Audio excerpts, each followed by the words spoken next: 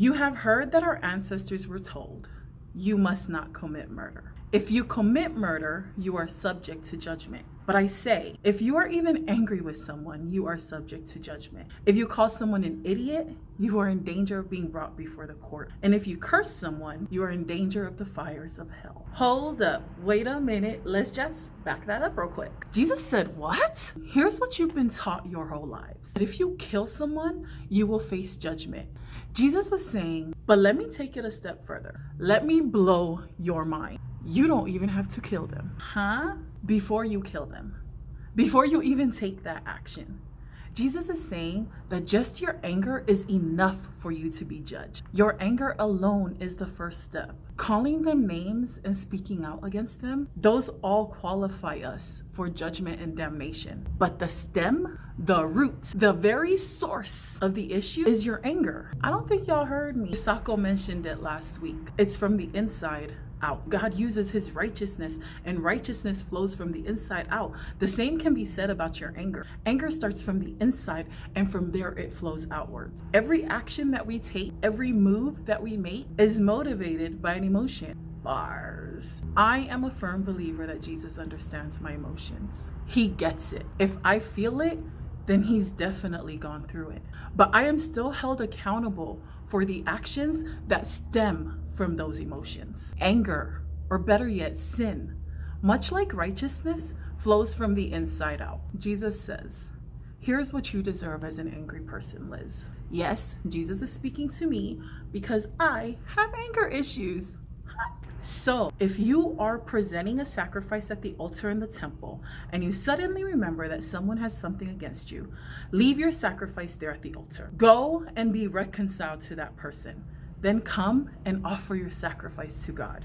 Boom, bam, mic drop, it's a wrap. No, really, it's that simple. We need to right our relationships before we can even come and offer him our sacrifices and our worship. Jesus wants us to be reconciled to each other.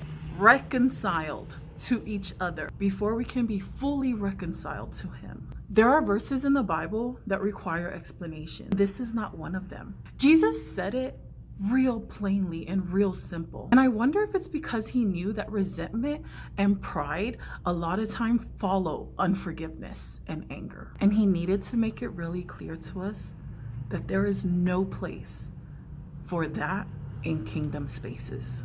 So I have a habit of telling little children that things will end really badly for them if they don't do what they're supposed to do. For instance, one year we went to Dana Point and Jazzy decided that it would be fun to run on the rocks.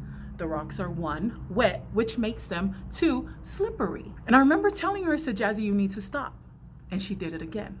Finally, I said to her, Jazzy, if you don't stop running on the rocks, you're gonna slip. And when you slip, you're gonna fall. And when you fall, you're gonna break your legs. And when you break your legs, you're gonna die.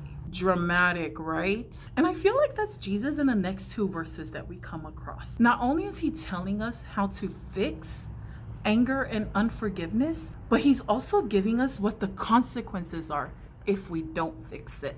When you are on the way to court with your adversary, settle your differences quickly. Otherwise, your accuser may hand you over to the judge, who will hand you over to an officer, and you will be thrown into prison. And if that happens, you surely won't be free again until you have paid the last penny. Squash it, kill it, get it done. Don't let it fester, handle it. Don't let it go on any longer.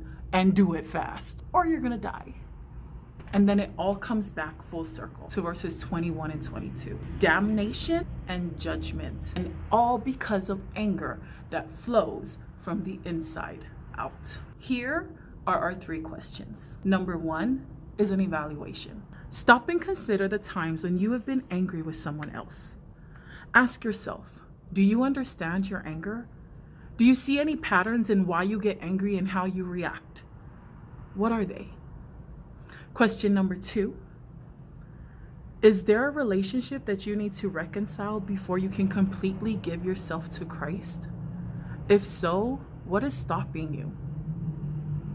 And last, but definitely not least, in which areas of your life are you struggling with anger? What are some things you can do to begin the transformation in that area of your life? We look forward to seeing you, fellowshipping with you, and dialoguing with you on Wednesday at 8 p.m. Pacific Standard Time. for midweek Zoom meetups.